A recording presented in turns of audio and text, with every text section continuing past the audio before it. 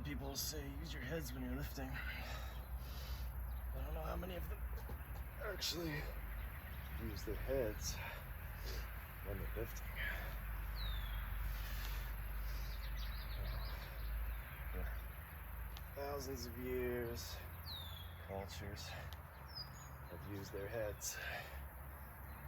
Now we would think this would compress your spine, but in fact, it forces you to decompress and lengthen against the load.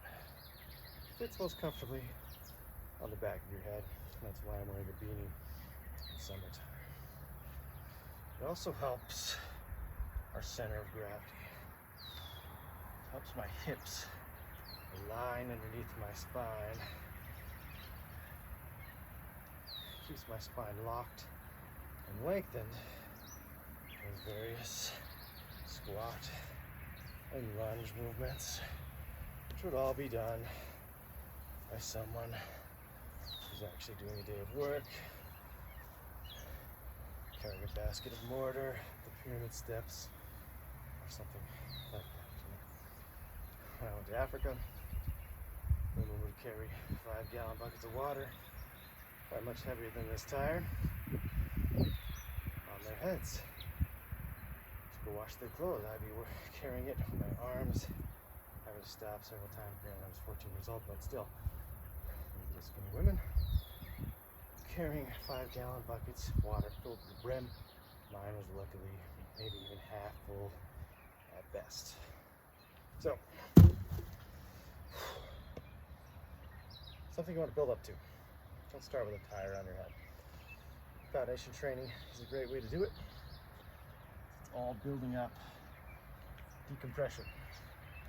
They don't ever have you put anything on their head, but let's test that theory.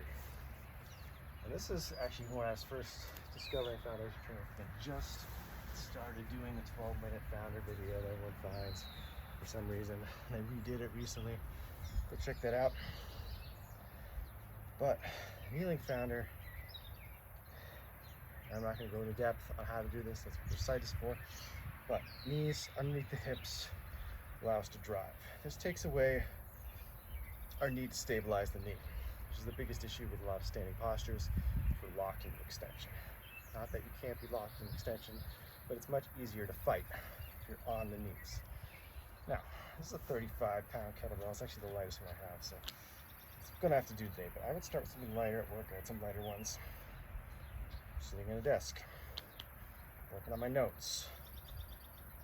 Started to really feel upper traps getting stretched out. That's why I put the load in the back of the skull. It forces the back of the neck to lengthen, which is what they're always telling you in foundation training, right? Chin back, chest up. That chin back, chest up, that, like, right, it's back. Look at that, you extended your spine to do it. That's why we're always starting here with the measuring stick hands. That's why this is important. Lock us here, get our weight out of our toes, into our knees, so that we can think actually chin back, chest up, not thoracic extension to keep your chin back, chin up. And that's the biggest thing I'm afraid of with teaching you this, but hopefully this helps instead of hurts you. So get all that set up. Maybe spend some time measuring stick hands, and we'll go ahead and put this right in the back of the skull. Get your spine, even before you put that down, into some flexion. A little bit of flexion. Tighten that stomach. Kettlebell's actually going to remind you it's resting right on your diaphragm to not breathe into the kettlebell, but breathe away from that kettlebell. Breathe wide. Breathe into the back of your ribs. Use those serratus anterior, serratus posterior muscles to pry those bottom ribs away. Tight. Pushing up against that weight. Driving that skull nice and tall, nice and long. Then you can go in your other various positions. Ladder hands works. Just tighten. That should fire those glutes, get those external rotators to shut off. By fire, I mean not work, but relax. Want the front of the body. When we're falling forward, that's the front of the body. Adductors, hip flexor, core, transverse abdominis. That's all going to fire as we reach forward.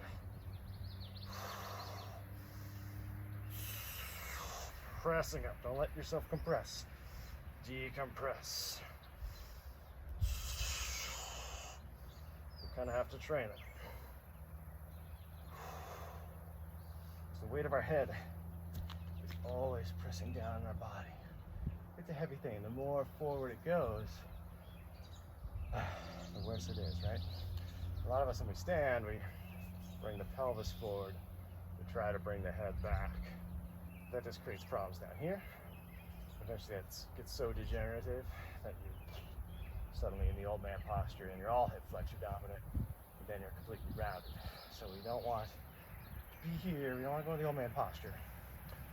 We want to correct the issue. We want to actually use the old man's hip mobility. We want to get, as you realize how limited your hip mobility is once you start testing it. Then length, because he can't. He's either so weak or there's so much arthritis there he can no longer go into extension. So let's take that back to the tire one more time. Even when I lifted the tire, it's probably bad posture right here. Don't pay attention to that one.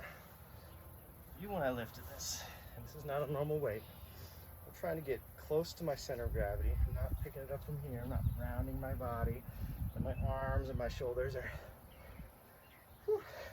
That's probably loud, Mike. We're doing all the work. We want the hips just reaching back, counterbalancing, not hyperextending. We don't want this hyperextension. Then you can see it in the neck. Sometimes you just listen to the neck. Everything's bad. Watch the difference. Keep that neck long. Feel it in the upper traps. It's lengthened as much as I can get. Feel the front of the neck is working, which means this is going to be working. This isn't working. Guess what else isn't working?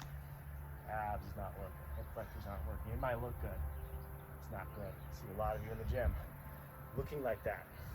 Why is my neck hurt? You told me to do deadlifts. It's how you're doing it, right? There's no magic exercise. It's just perfecting the movements you're already doing all day long. You're doing this all day, or you're bending your knees all day with terrible squat patterns. It's going to add up over time. You're not going to feel it right away, but it's destructive. So, again, you're not going to be able to lift right away. That's why I teach you these little things like the kneeling founder. Well, I don't teach you. Foundation training teaches you. And then all of a sudden, this will become easier. It'll be easier to approach this. Strong inhale. Tighten that stomach.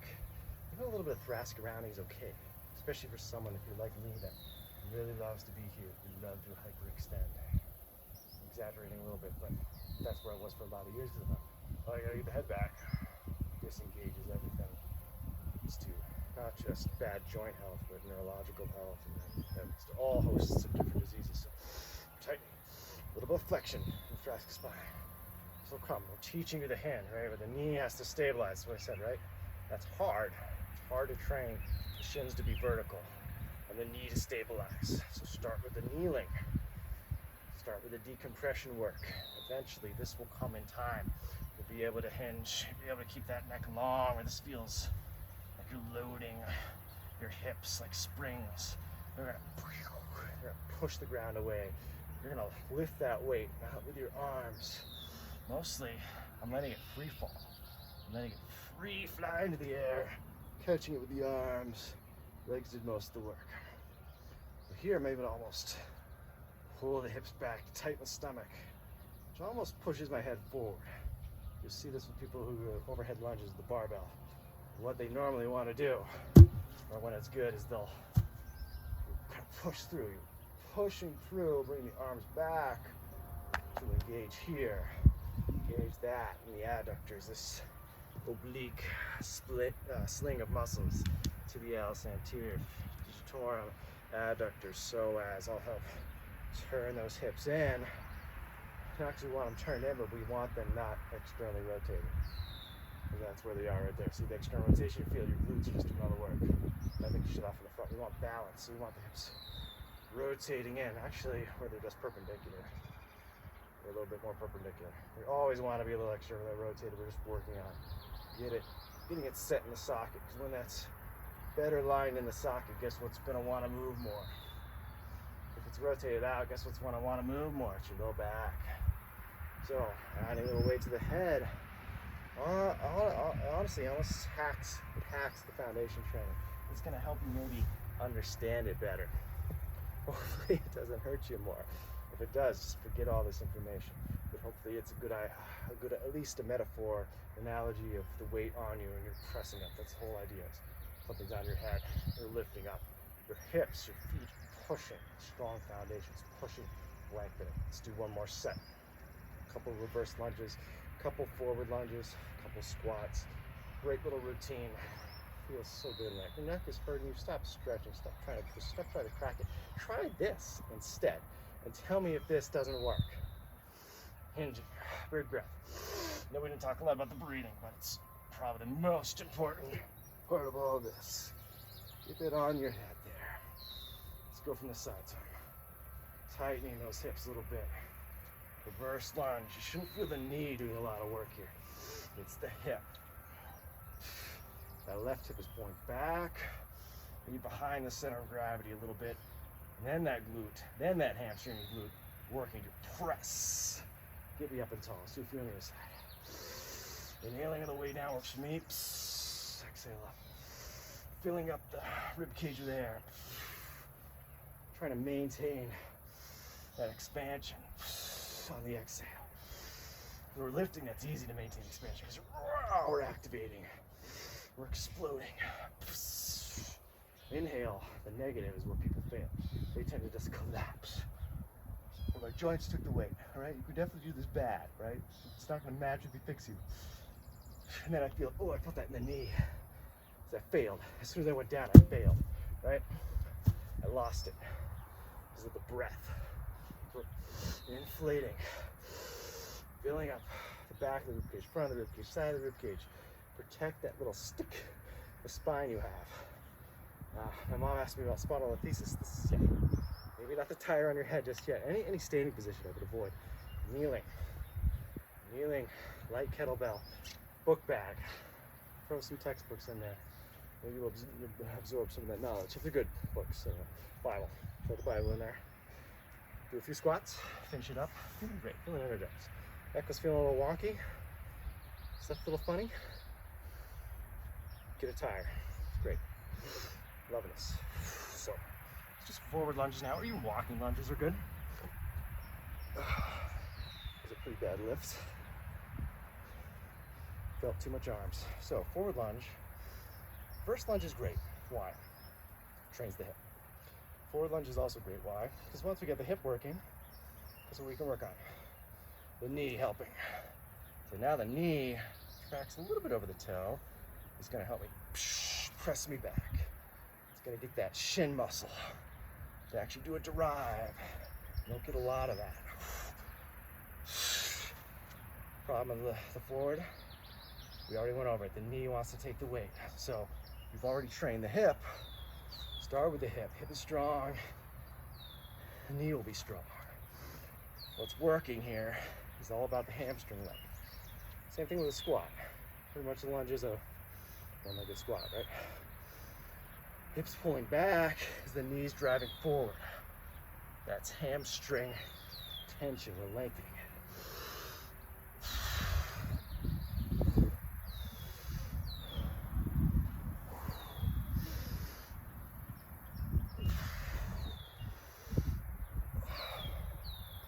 It's always awkward. Tired. Finding it in the right groove here. Whew. Whew. Oh, feels good. So, this is my terrible side. The knee doesn't like to go forward. So my squat used to be this. The heels would come up, and I can't see it. The heels would come up. That's a hamstring dominant. I'm not getting any tension on the hamstring. So I had to really train. So I didn't have the knee mobility. Train hips to do all my work. Let the knee help out last. But that's a great trick for a lot of you, is get the weight out of the toes, into the balls of the feet, into the heel. Let the hip do more work. And now that my hip is more stable and mobile, brought stability to the lumbopelvic region, then I'm able to work on the knee. And then Mr. Knees over toes, He's probably gonna come at you from a different angle, but I've watched a lot of his videos. He's using great hip mechanics, even though he's teaching knee and ankle first. All right, so it's not contradictory. It's just, you know, where we, with our experience or where we're coming from. So everyone's telling him, oh, it'd be nice to the knee. And he's like, no, you gotta be mean to the knee. And, you know, I get behind that. So just be careful. So I see a lot of people squatting and it's all knee, no hips, tight hamstrings, tight glutes, which is what? Push that pubic bone forward, the center of gravity's off then. And your traps take over, your traps start doing all the breathing. So just trying to get those hips underneath you. Oh, suddenly my spine is supported by my hips. My knees actually feel like they can take the day off, right? And now we can start working on that knee and ankle stability. That's when you can maybe work. You're still, even if you're doing like plyometrics. What am I doing? You're hopping in and out of the tire, right? Getting that spring, get that knee to work. It's all still the hip is playing a big role, right? That hip is hinged. Then we're letting the knee and the shin and the ankle play along too, but we want that whole kinetic chain working together. We'll do a few lunges. If you can hang on here, just to burn it out. Let's back up the camera. Because I love some forward momentum walking lunges, which is probably more your ancient man that we were talking about. Back when man was actually smart. Become a little dumb. So walk to you. Walk back. Let's see if I can lift this properly this time. Use the hips, like a deadlift. Feel that time flying up in the air. Hips that did the work. Same with kettlebell work. So now, imagine you're going up big steps, right? You'd have to walk. Something similar to this lunge, right?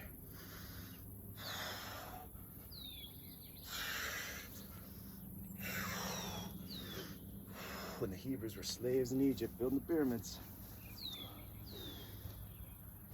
They would get strong next time. Might post the banner at the top of the channel. What's it say? I'm so that strong, really going through hard times, really a lot of pain, really debt, a little bit of time. Got a bunch of kids. You need to be strong for them. Use this up.